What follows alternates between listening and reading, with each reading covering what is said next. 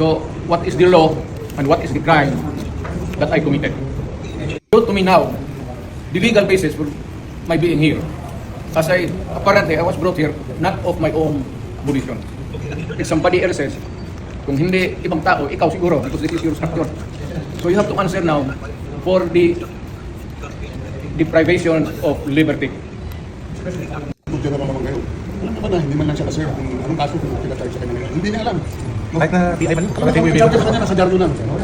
And then, hindi pa kailangan na ganito ginagawa natin. Sumusunod tayo sa isang entity na hindi na tayo member. Nag-withdraw na tayo. And then, sir, you're the prosecutor general. You know how to exercise due process. Before you can even file charges, you have to file a complaint. We have to file a counter affidavit. Without doing those procedure process, here we are, being issued a warrant of arrest, questionable warrant of arrest. Sir. There's naman doon blooper, puro pagdating sa trial gun, tatawagin kita sa witness stand. Sabihin ko, you're the person who arrested me. May I know the reason why? Have you read the documents? Or at least, have you read the case? At that time, ninyo made the arrest.